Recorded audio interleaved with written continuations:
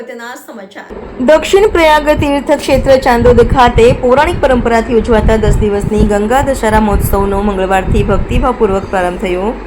પર્વના પ્રથમ દિવસે પૂજન અર્ચન સહિત પ્રસિદ્ધ મલ્હારરાવ ઘાટ કિનારે યોજાતી દિવ્ય આરતીમાં ડભોઈના ધારાસભ્ય શૈલેષ મહેતા સહિતના મહાનુભાવો અને સંતો મહંતો જોડાયા હતા। ગંગાજીના પૃથ્વી પર અવતરણ થયાની સ્મૃતિમાં પૌરાણિક પરંપરા મુજબ પ્રતિવર્ષ જેઠ સુદ એકમથી જેઠ સુદ દશમ સુધી 10 દિવસ દરમિયાન 10 પ્રકારના પાપોમાંથી મુક્તિ આપતું મહાપુણ્યકારી ગંગા દશહરા પર્વ વડોદરા જિલ્લાના દક્ષિણ પ્રયાગ તીર્થ ક્ષેત્ર ચાંદોદ ખાતે અત્યંત શ્રદ્ધાપૂર્વક ઉજવાય છે। ચાલુ વર્ષે આ મહોત્સવમાં તારીખ 27 મેથી 5 જૂન સુધીના 10 દિવસ ચાંદોદના ઐતિહાસિક મલ્હારરાવ ઘાટના કિનારે મનાવવામાં આવશે।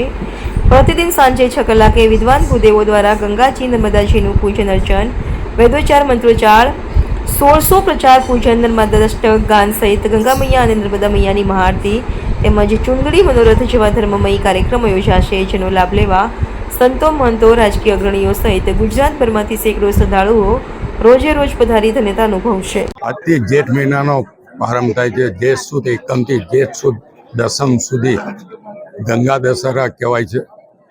આ 10 દિવસ ગંગાજી નર્મદામાં સ્નાન કરવા આવે છે, નર્મદાના દર્શને આવે છે।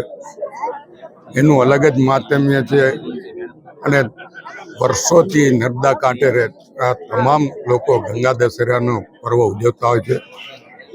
ચાંદોદ મલ્હારરાવ ઘાટ ખાતે ભવ્ય આયોજન કરવામાં આવે છે ને આજે આપણે જોયું છે કે અહીંયા માં નર્મદાનું પૂજન થયું, અભિષેક થયો, માં નર્મદાની આરતી પણ કરવામાં આવી, માં ગંગાની પણ આરતી કરવામાં આવી અને અહીંયા